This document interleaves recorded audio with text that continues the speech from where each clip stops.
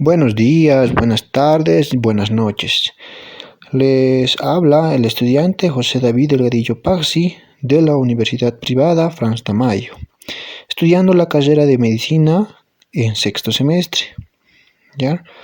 Vamos a empezar con la explicación. Recordando que el corazón tiene 4 cavidades, 2 aurículas, que tienen como fin es recibir volúmenes de sangre, y gracias a las válvulas tricúspide y mitral pasa esa sangre hacia los ventrículos, cuyas paredes son más gruesas, ya que ellas se encargarán es de la eyección, para que la sangre tome otro camino, como por ejemplo del ventrículo derecho pasa hacia la arteria pulmonar gracias a la válvula pulmonar, y del ventrículo izquierdo pasa hacia la aorta gracias a la válvula aórtica. En la fisiopatología también participan los pulmones, ¿no? Ya que el ventrículo derecho eyecta sangre hacia la arteria pulmonar.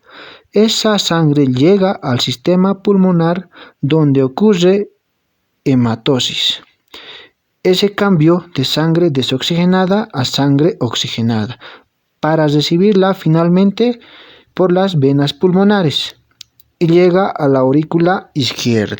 En el caso de la valvulopatía mitral, es una afección que se da entre la aurícula izquierda y el ventrículo izquierdo.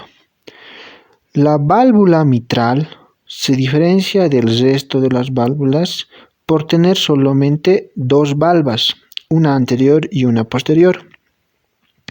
En el caso de la válvula mitral, esta se abre en diástole, es decir, en la fase de llenado, ya que aquí es cuando ella permite que la sangre pase de la aurícula izquierda hacia el ventrículo izquierdo. Mientras que en sístole, cuando ocurre la contracción, esta se cierra, ya que el flujo irá del ventrículo izquierdo hacia la aorta, ya que durante la sístole se mantiene cerrada para que no regurgite la sangre. Durante la diástole tiene que estar suficientemente abierta, y aquí ocurren 2 procesos. El paso se da de manera pasiva y activa. Los primeros 2 tercios son de manera pasiva, ya que una vez que pase la sangre de la circulación pulmonar y llegue a la aurícula izquierda, cuando ya se empieza a llenar poco a poco, ese volumen empieza a ejercer una presión, y esa presión es suficientemente para abrir esta válvula mitral y que se empiece a llenar el ventrículo izquierdo. El último tercio ocurre de manera activa, y esto se da gracias a la sístole auricular, esa contracción mínima, ya que la aurícula con esa pared tan fina no tiene ese gran poder de eyección, a diferencia de los ventrículos. Y así lo termine una vez de eyectar todo ese fluido para que se llene todo el ventrículo izquierdo, ¿no? En las estenosis lo que hay es un trastorno de apertura. Estenosis quiere decir que hay una estrechez. Entonces, esta válvula debe de tener ese orificio necesario para que pueda fluir con normalidad la sangre.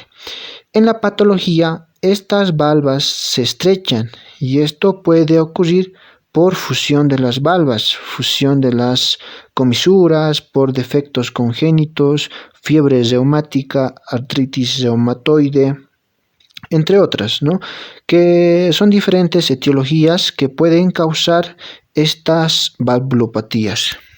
En la estenosis, las valvas van a estrecharse impidiendo el correcto paso de la sangre de aurícula izquierda a ventrículo izquierdo. ¿Y qué es lo primero que se va a causar? Un aumento de la presión transvalvular. Quiere decir que el cambio está ocurriendo principalmente en estas 2 valvas, que ahora están sufriendo un defecto de apertura, porque no se abren con la misma facilidad. En la fisiopatología va a haber una sobrecarga de presión en la aurícula izquierda. Ahora, esta aurícula ya no está manejando presiones y tiene que trabajar como de a fuerza, para poder vencer la presión de las válvulas y así abrirlo, y que esta sangre logre llenar por completo el ventrículo izquierdo. Ahora, vámonos en forma de retroceso, diciendo que ahora, si aumenta la presión en la aurícula izquierda de manera retrógrada, va a aumentar la presión en el sistema venocapilar de los pulmones.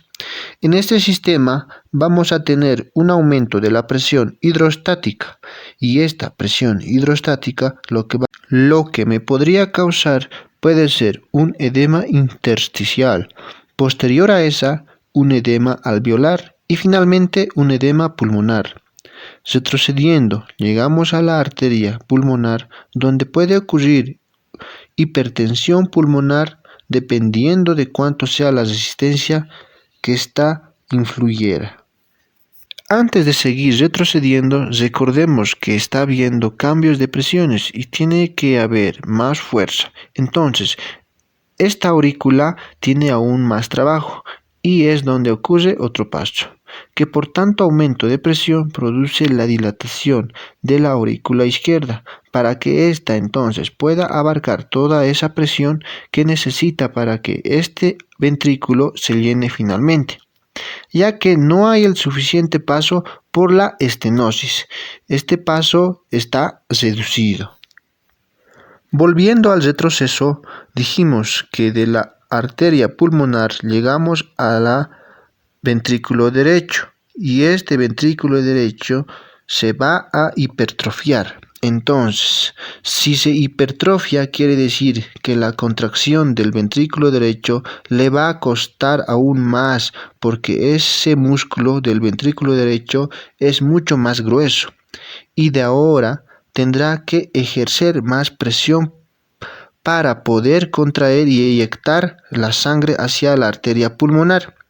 Si se aumenta la contracción, va a aumentar la sístole, porque es en sístole cuando va a haber contracción ventricular derecha para la eyección, y si aumenta la sístole, disminuirá la diástole. Este ventrículo, además que se está hipertrofiando, está aumentando su presión y su resistencia, y de manera retrógrada va a afectar la aurícula derecha, que a su vez va a tener que dilatarse. ¿Por qué? Porque se aumenta la presión en diástole, y si se aumenta la presión en diástole es porque es más corto su tiempo para llenar el ventrículo derecho. ¿Y qué va a pasar? Se dilatará. Quiere decir que también crece la aurícula derecha, porque el volumen sanguíneo que está en la aurícula derecha, sangre desoxigenada, tiene que ejercer aún más presión para lograr vencer la presión que aumentó en el ventrículo derecho. Retrocediendo aún más, llegamos a las venas cavas y ahí va una disminución del retorno venoso y esta disminución lleva a un aumento de la presión venosa sistémica. En la auscultación escucharemos entonces un soplo y este soplo se da en diástole, ya que dije que la válvula mitral se abre en diástole y en patología inicia siendo un soplo proto-mesodiastólico, que ésta se escuchará al inicio de la enfermedad. Mientras ésta vaya progresando, se llegará a un soplo mesodiastólico.